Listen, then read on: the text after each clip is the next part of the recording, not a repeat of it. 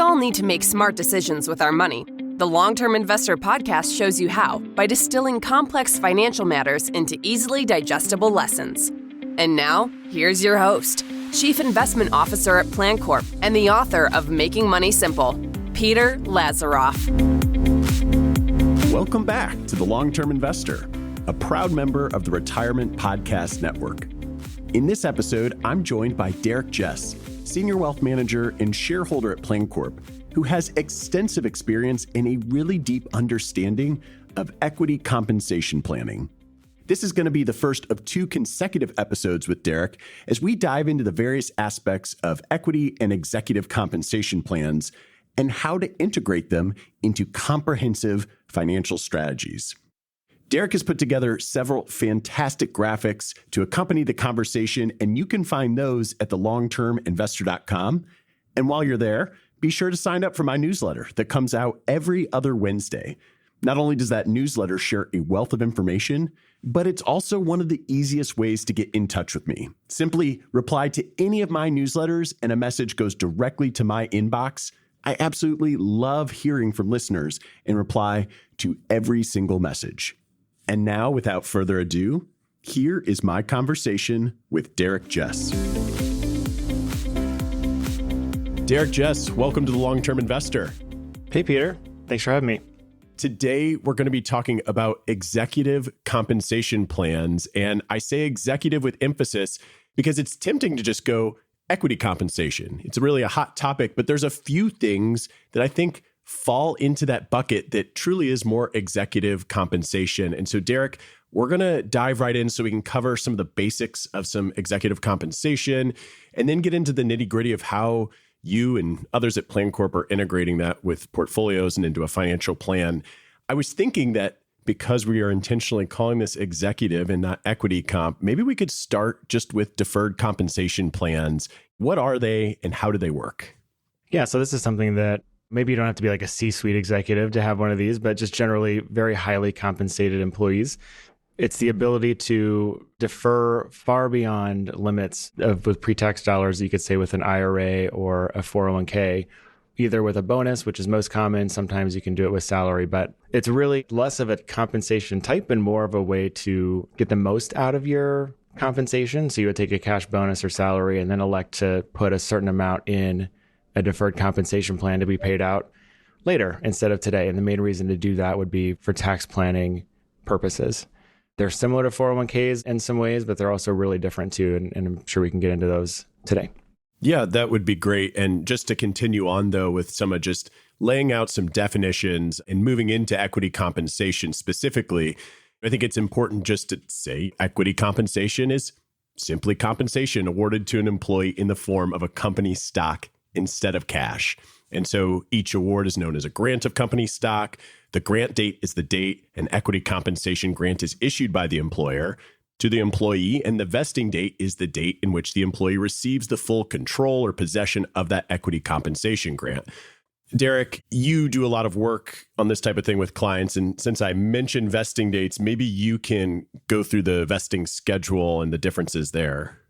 Yeah. So when you get an award, you get that grant, you don't have it right away. And so there's a few different ways that can be structured. The 2 most common that I would see would be a time-based vesting schedule. That's either you get like a little bit over time, maybe that's each month or quarter or year for a 3 to 5 year period, or it's called graded vesting, or there's cliff vesting where I get awarded my bonus in the form of whatever. We'll get into the different types of equity comp, but I get it all at once at the very end, right? So maybe I have to stay at the company for 3 years or 5 years before I actually receive any value from those. So that's called a cliff vesting schedule.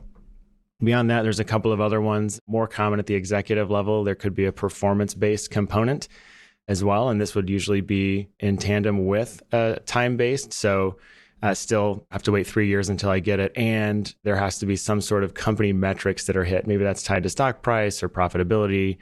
The formulas there can get very convoluted, but usually tied to the business overall and the stock price, and maybe even to the specific performance of the individual. If that hits, those are typically would be like a multiplier effect, or half of my grants are time-based and the other half of this particular grant I get if these performance-based metrics are hit too.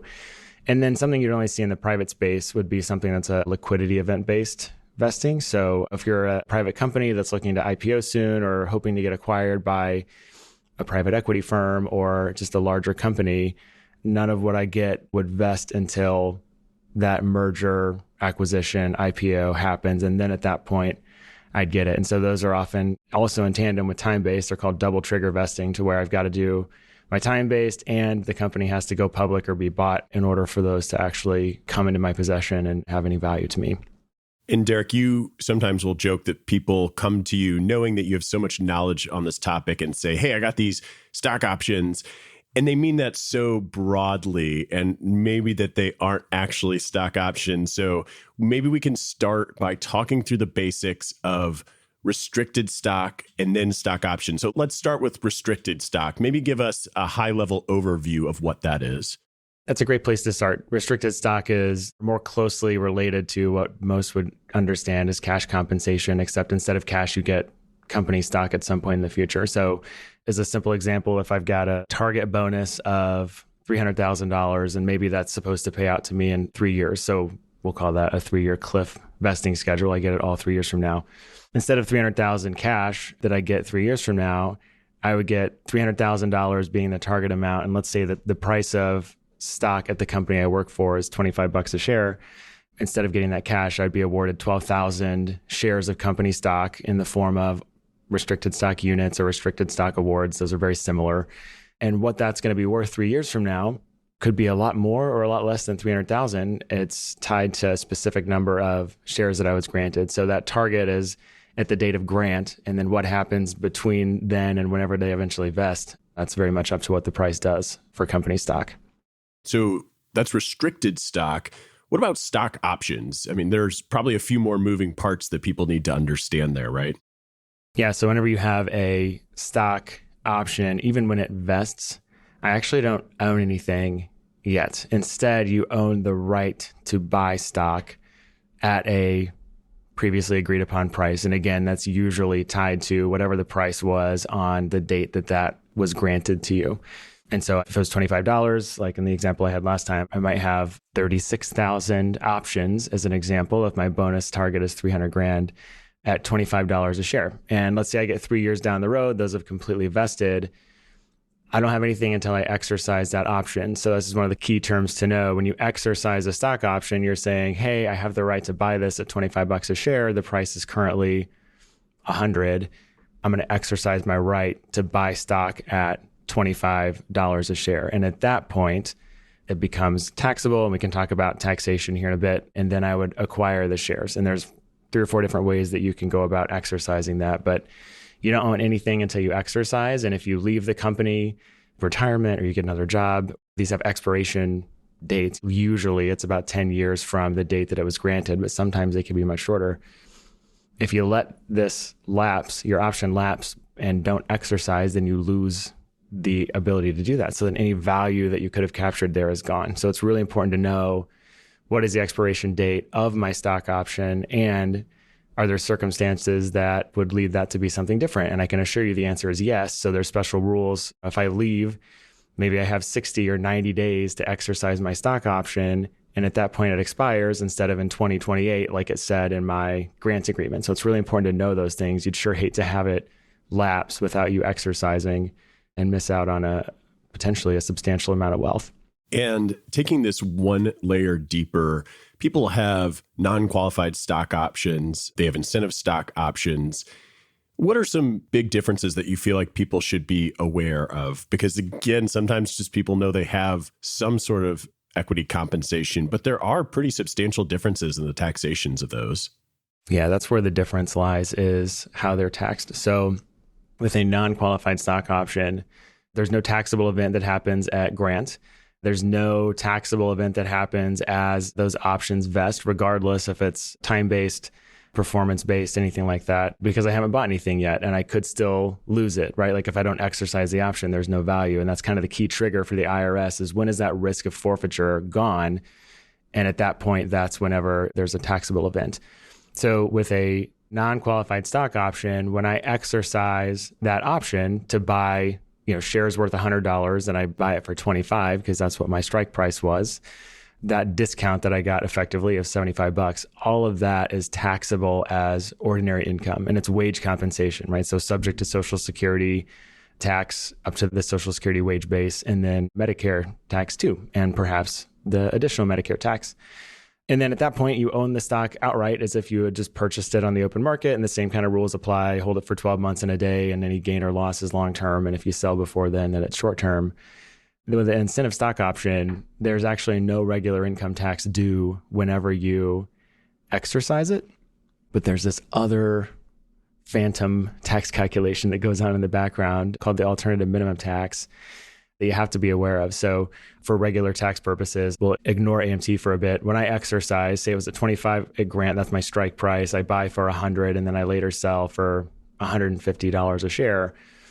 No regular tax due when I exercise. And then whenever I sell at 150, that full $125 gain there is all long-term capital gain, assuming I do this in what's called a qualifying disposition. So I've held on to the shares for more than 24 months since the grant date and more than 12 months since I exercised my option to buy the stock.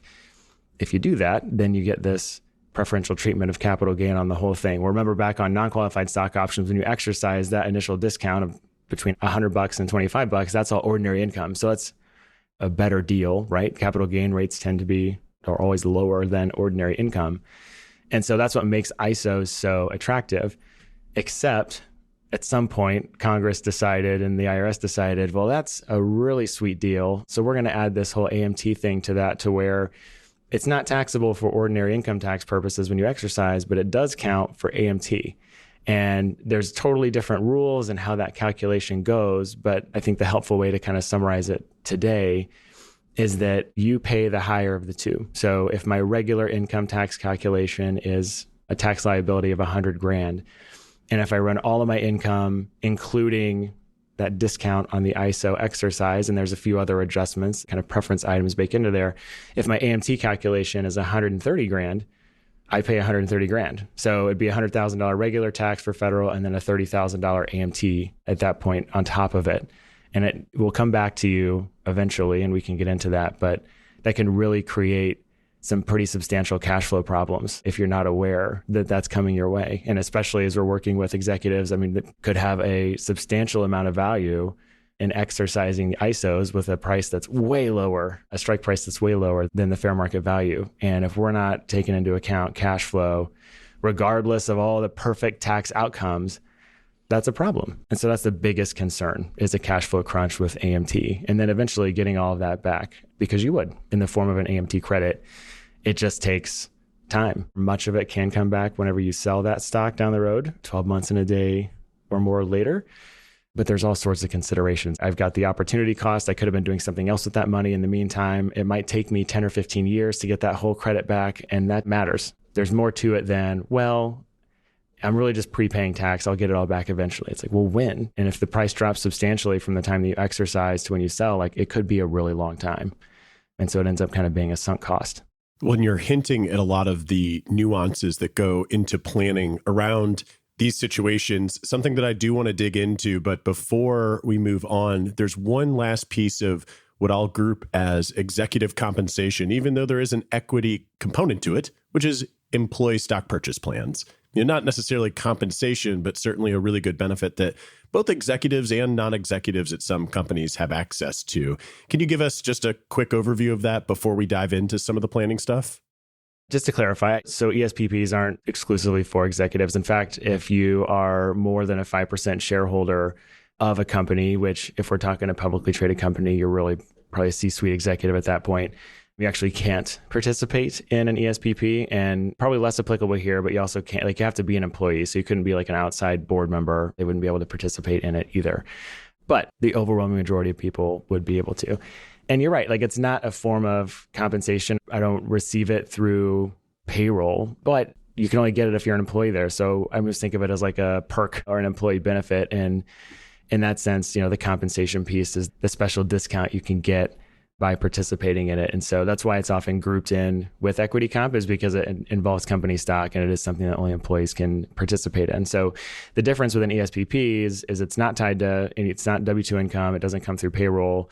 you actually participate by making contributions through payroll over it's called the purchase period. Usually it's 3 to 6 months, where you're just every paycheck, a certain dollar amount's going in. And at the end of that purchase period of 3 months or 6 months, your company takes that cash and then uses it to buy company stock. The benefit there is that there's some sort of discount mechanism built in that can range usually from 5 to 15%. And if it's just the simplest plan with no what's called a look back period, it's just maybe a 5 to 15% discount, whatever the plan rules are, on whatever the price is on the end of the purchase period. So if that's December 15th, it's just, here's the price, it's $100, you get a 15% discount off of that. There are some plans that have a very valuable feature called a look back provision. So same deal, 5, 10, 15% discount, except instead of just being tied to whatever the price is at the end of that purchase period, it's either that or some date in the past. And this would be the beginning of an offering period, usually 12 to 24 months ago. And so that discount would be applied to the lower of the two. And so if it was $50 at the start of my offering period, and that was a year and a half ago, at the end of this particular purchase period, now it's at $100, I get a 15% discount on $50 because that's lower. So now really I've got a substantially larger discount than 15%. And that's a really valuable provision. And then if the price dropped since then, like no big deal. You still get the 15% discount on today's price because it's lower than what it was. So having that like lower of the two deal is a really, really good one. And it can be a pretty valuable benefit. There are some limitations. You can only purchase up to $25,000 worth of stock in any given calendar year. So that's not 25 grand of my own money. It's 25,000 worth of stock. So the amount you can actually put in is the less. And then the company may have additional rules of up to, maybe they have a dollar amount that's less than that, or up to 15% of your salary or whatnot. So you've got IRS rules to think about. And then there's going to be some company specific provisions around there too. But this is one of those things that can be easy to kind of write off of like, I don't really need to mess with that, especially if there's a look back provision there. I mean, you could be leaving some money on the table by not participating in this, especially as you think about it, doing it over 5 or 10 years, 25 grand, potentially substantial discounts. Like you can accumulate some pretty good wealth here in addition to stock options, RSUs, and other cash components of your comp. Yeah, it makes for a really nice employee perk. And I think all these things that we're talking about, you start building a position in your company's stock. And I want to talk a little bit about how someone should think about integrating their company's stock with their overall portfolio and their financial plan. But I think we have to talk about, before we even do that, just the general risks associated with being concentrated in a single stock. Now, I think owning more than 5 to 10% in any individual stock exposes you to some of the risks that we're going to talk about, but ultimately the risk is even greater when you're an employee of that company because you have a concentrated position in it. And unlike a random investor with a concentrated stock position that could just hurt their portfolio, you are in a situation where a single company can hurt your portfolio and your income.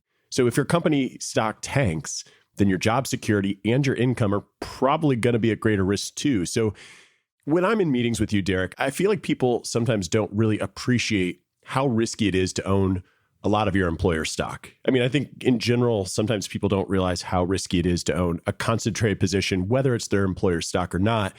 But the data on the risks of owning concentrated positions are really powerful. And way back, I'm looking actually right now. So back in episode 63, I took a deep dive into the question of whether people should own individual stocks at all.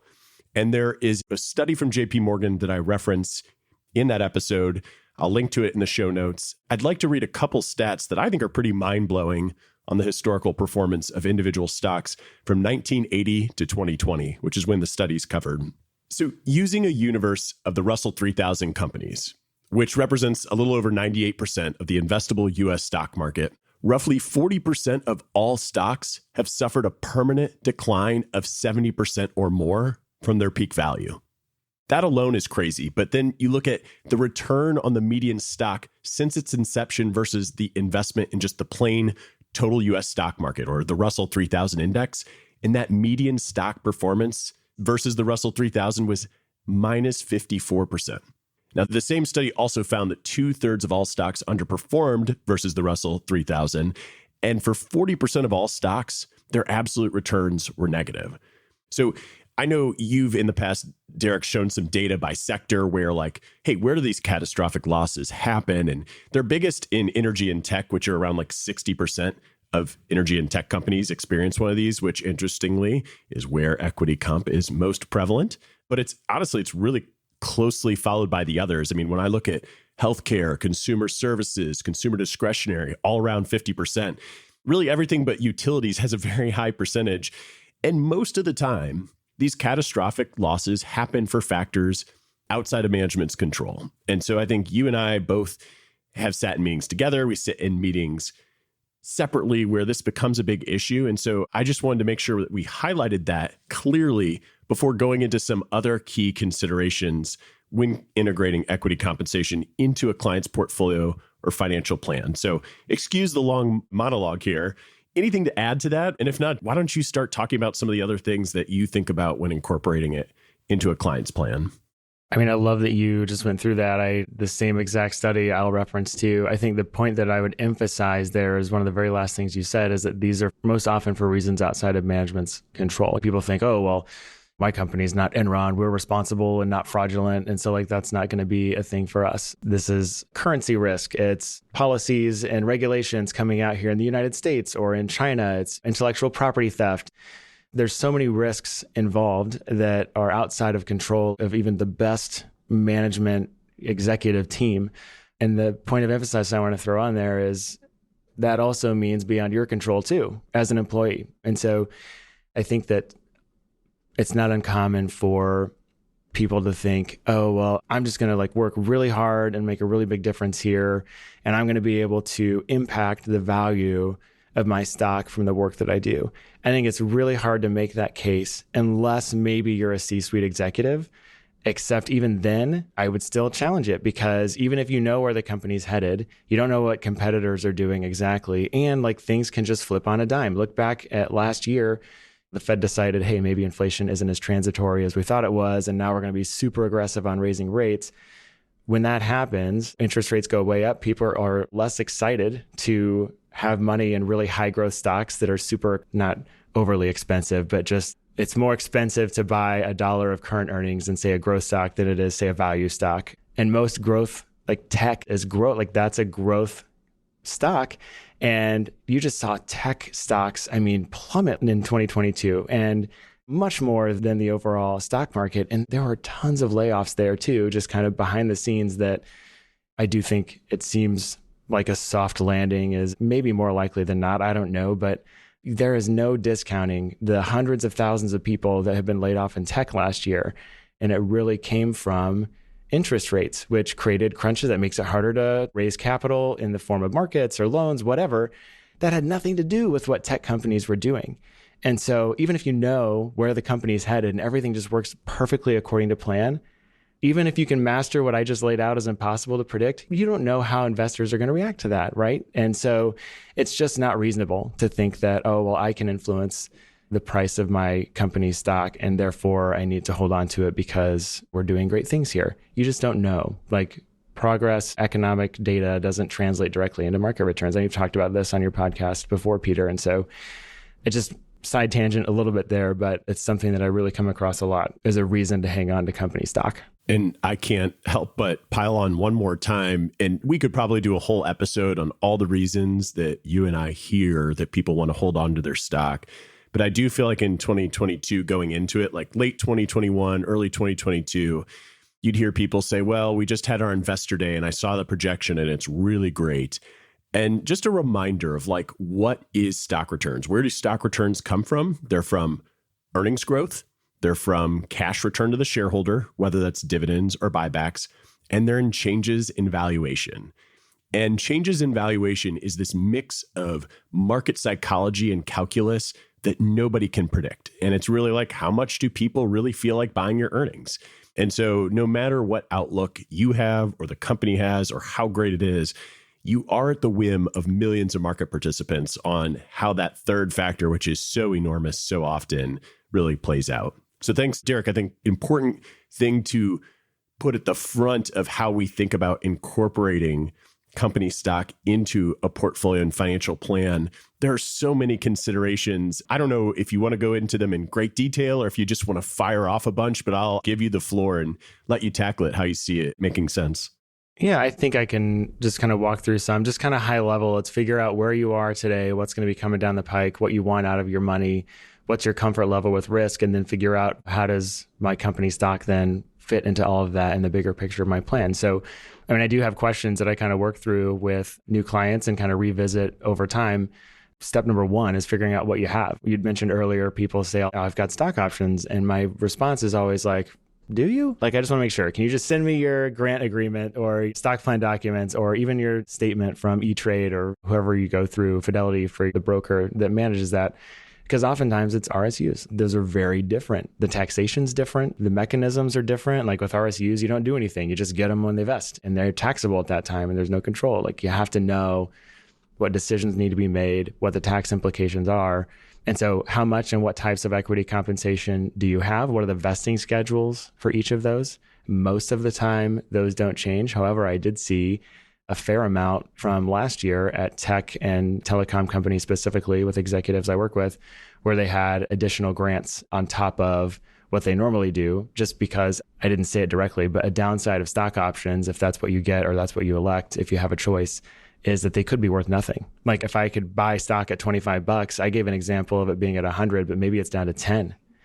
I wouldn't buy a $10 stock for $25. So there's no value there. And so a lot of times executives and directors, key employees are compensated in stock options. And so I saw companies trying to play a little bit of catch up here to say, hey, look, we've got your normal grant. On top of that, we've got like a special grant of stock options. And maybe instead of a 3-year vesting schedule like normal, this is only a 2-year vest. And so don't take for granted that it will always be exactly the same. It can change. So it's really important to know how much, what types, and vesting schedules for each one of your grants specifically.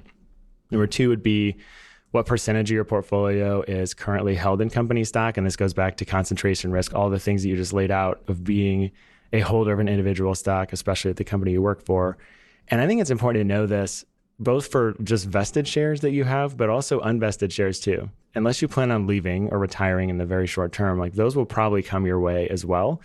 And like I mentioned with the RSUs, whatever happens to the price between the grant date and whenever it vests, like there's still fluctuation there. It's still as if you owned it, and then it vests and you actually do. And so maybe you think about those a little differently as far as what percentage of the portfolio you want in stock that's either unvested, like total vested and unvested, or just vested, but it's important to know, I think, both. Number 3, you also want to think about like, what do I expect to receive in the future? So super common at employees of private companies, when you first come on board, they'll just give you a massive grant of incentive stock options. And after that, you might not get anything.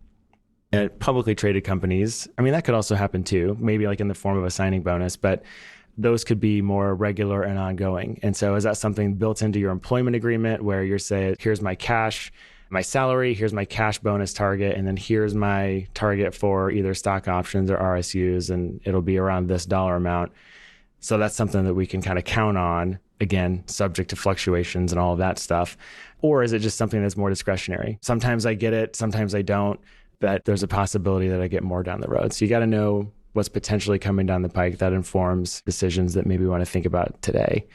What rules are in place or limitations that might restrict your ability to buy or sell stocks? So something that everyone has to deal with to prevent violation of insider trading rules and regs, which the penalties for are very serious, and the SEC is very aggressive about this, is blackout periods and open windows. So usually what a company will do is they'll have quarterly earnings calls and then 2 trading days after that earnings release, which then in theory, most everything is out there in the public. And the market has an opportunity to digest that and the price does what it's going to do. At that point, it's pretty unlikely that most employees have access to material non-public information. And so you'll have like a 3 to 6 week window maybe where you can place trades. And then after that window's over, then you can't. And you got to wait until the next one. And so there's like 4 times a year from maybe 3 to 6 weeks where you can trade stocks. So if you need money in November, but your window isn't until December, like you got to be thinking ahead about that and thinking about raising cash during the open window prior. there's an extra pain here for executives, directors, and really any key employee is that is not the only rule in place. That's just one way to deal with insider trading and material non-public information. If you have information that the company or the SEC ultimately would think, hey, this is meaningful. If this were public, it could potentially impact the stock price. If I hold that information, maybe I know there's a lawsuit, right, that we're working through, or a massive SEC fine I'm on the legal team and that's going to hit the headlines a month from now. Like, that's material non-public information. So it's very common for the clients we work with at the executive level, they could go for a year or 2 years without being able to place trades, even in open windows. So that's no guarantee, but that's the most common restriction. Others could be, maybe if you're an executive, you have to have a certain amount of company stock just as part of a condition of being an executive there, as a way to kind of align your personal interests with shareholders. Vesting schedules we talked about, you can't do anything with it until it vests. And so what kind of rules and limitations are in place? Really just kind of logistical questions around how can I make decisions around my stock and when can I do that? So those are kind of the logistical components, or where am I today? What do I have? Beyond that, kind of the softer side, I guess, or the non-number side is you got to be thinking about how strong is your sentiment to either sell stock right away, hold it, accumulate it, and really dig into what the key drivers are behind that. I think a lot of times it's inertia. We tend to assign more value to things you already own than they actually are worth. And so what is that? Would I buy the stock if it were on the open market, or am I just keeping it because I was awarded through equity comp? What goals am I using to fund it? If it's a short-term goal, not ideal to have in company stock. That should be in cash. But what's the time horizon? How much money will I need for that particular goal? Just assign specific goals to your money. I think that's really important. Would you be more distressed by hanging on to company stock, so like not selling it and then it drops by 70%, or selling out of it and then it goes up by 70%? I think that human nature kind of has us backwards on this one, where fear of missing out is a reason to hold on to the stock. But actually research shows we hate losing twice as much as we love winning. And so we end up keeping it for the wrong reasons and then feeling the pain a lot harder than we would have if we did indeed miss out. How would my financial trajectory or my plan change if company stock goes way up, if it underperforms, if it goes way down? So this kind of gets to what's your ability to take risk there.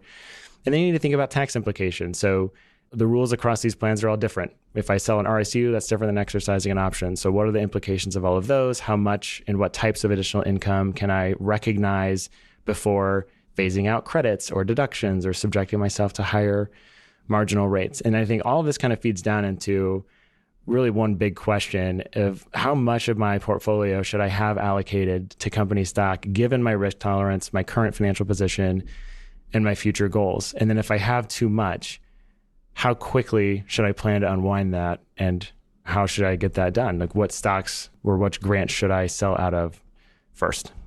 It just takes a lot of work to kind of get there to process through. Yeah. Totally. And all these considerations you've been describing, as people are listening along, they're probably thinking these are great questions, but how do you put it into something that's tangible and actionable? Yeah, I think that the key here is taking all that information and using it to create a systematic framework for trading company stock, and not just based on emotion, not based on, well, I think the stock price is going to do this, or I couldn't possibly sell, it was up here earlier, or just kind of gut knee-jerk reactions. And you need a disciplined, proactive, rules-based approach. And so this is something I just refer to it as a company stock management plan. You can't really Google that anywhere, just a Derekism, I guess. But here's the rules that we have in place that are going to guide decisions regarding, here's the company stock I have today. What am I going to do with that? Here are the grants that I have coming down the pike in the future, either that haven't vested yet or what I'd expect to get in future grants. And then being able to make decisions around company stock in a way that's integrated with the rest of my investment strategy and rooted in my overall plan. I mean, ultimately, it should be a reflection of who you are and the things that matter most to you and your willingness and ability to take risk. And I think it's especially important. This is really important overall in investing, but I think it's really important with company stock because investing is emotional. Investing in company stock is extremely emotional. This is like it's a representation of your blood, sweat, and tears. And look, I get it. I'm a shareholder at Plancorp. I'm very passionate about what we do here. I very much believe in the company. I'm all in on Team Plancorp. And emotions aren't bad. In fact, I think they should be acknowledged and honored and accounted for, not just suppressed and ignored, because that's probably a recipe for disaster. But I think the key is we just don't want them driving the bus. So what can we do to create a framework that takes that into account, but just makes decision-making a lot easier? And that's where this company stock management plan comes in. So all these things that you're talking about, Derek, I've seen how this all looks using a proprietary tool and process that we go through with our clients. I'm actually going to put a snapshot of it in the show notes at thelongterminvestor.com. You and I are both looking at it now. Just kind of as a final point here, before we leave some people with the next step for the advanced information, maybe just go through the different steps here. And again, if you're listening, you can go to thelongterminvestor.com. I will have this and some of Derek's excellent other graphics there for you to follow along with him. Yeah, sure. I think the key is putting this down in a place that you can refer back to, and you've got conditions here that need to be met. And if they're not, then we need to do something about it. And so I really think the first two are, all of them are important, but the first two I think are kind of the core foundational pieces of this. So the first section is how much invested grants that we have today are needed for current cash flow. And I think most of the time that answer should be zero. If I have a down payment on a home here in the next 6 months or so, if like next spring, I wouldn't want that in stocks. I wouldn't want that in bonds. I mean, did you see what bonds did last year? Like that's not safe like a cash account would be. And hey, by the way, cash is actually paying something nowadays. So that's exciting. So that should be in cash and certainly not in an individual stock position at the company you work for. Now, if this is a longer term goal of, hey, this is just part of money I'm sending out for retirement or maybe funding college over the next 4 years, but if I had to, I could sell from somewhere else. Like, okay, but you just don't want to be leaning on that for an extensive current cash need. So most of the time should be zero. So if it's more than that, then we need to do something about it. We need to sell enough to generate cash we need for current goals and cash flow. The second one on this list, it says POS, which stands for probability of success, with a 70% permanent decline for all grants. So this refers to our financial independence analysis, and this is how we tie everything into a bigger picture financial plan. So all of that really good data that you ran through from JP Morgan, we use that in the context of a plan to say, all right, we're going to take the value of all of your grants, and that can be RSU, stock options, whatever, assume the stock price declines by 70% and it never recovers, which again is not that uncommon. What happens to your plan? And if it becomes constrained, I've got here, if it's a probability of success of 70% or less in this example, then hey, we need to reduce the amount of company stock you have because your willingness to take risk might be high, but your ability to take risk also needs to be there. And we don't take the average of the two, we need to take the lower of the two. And so for other people who they've got half of their money in company stock, I look at that and think, no way. But if the plan works and they know what they're signing up for, more power to them. So you mentioned 5 to 10%, Peter, really shouldn't have more than that in an individual stock position. I think with equity comp in particular, this is one that like for someone, 5% could be too much. And 50%, although I think that's wild, maybe it works. And as long as they know. So that's where the context of the financial independence analysis really comes in handy. It's kind of stress testing with this. And then from those couple of things and all the questions we'd asked before, we can then set parameters around, I want my total vested grants to be 10% of my portfolio or less. I want all of my grants, vested and unvested, to be 15 or 20%. Like don't anchor to any of these numbers, just giving examples. But in that example, like if I hit 12 or 13 because the stock had a really good day or month or quarter, then I need to sell some to get back below that 10%. Has nothing to do with what I think the stock's going to do in the future. There's nothing predictive here, but it is proactive and well-defined. I can then think about the total value of my vested grants being below a certain number. Maybe you're not comfortable with $1 million or $500,000 or more.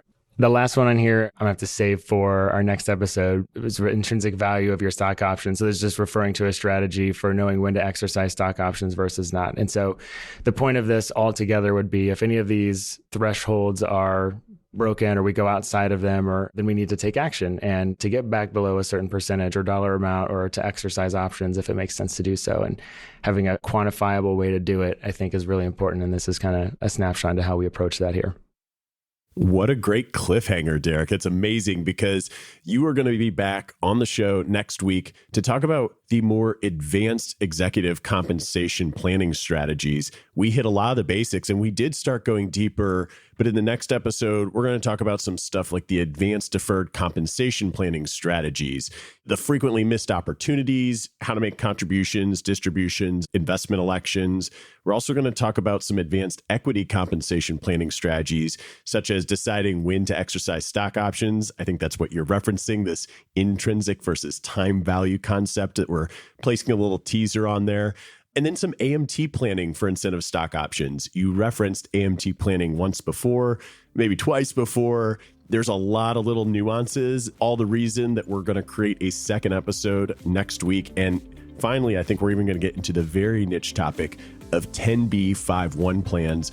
So if you've enjoyed this episode, make sure to tune in next week. And if you're watching us on YouTube, like, subscribe, comment, do all those great things that help other people find this very valuable information. Derek, thanks so much. I guess we'll all be seeing you next week. Looking forward to it. Thanks, Peter.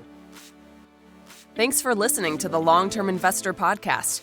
To access free financial resources and submit questions to be answered on the show, visit thelongterminvestor.com. Peter Lazaroff is an employee of Plancorp and Brightplan. All opinions expressed by Peter and any podcast guests are solely their own opinions and do not reflect the opinions of Plancorp or Brightplan. This podcast is for informational purposes only and should not be relied upon as a basis for investment decisions. Clients of Plancorp and Brightplan may maintain positions in the securities discussed in this podcast.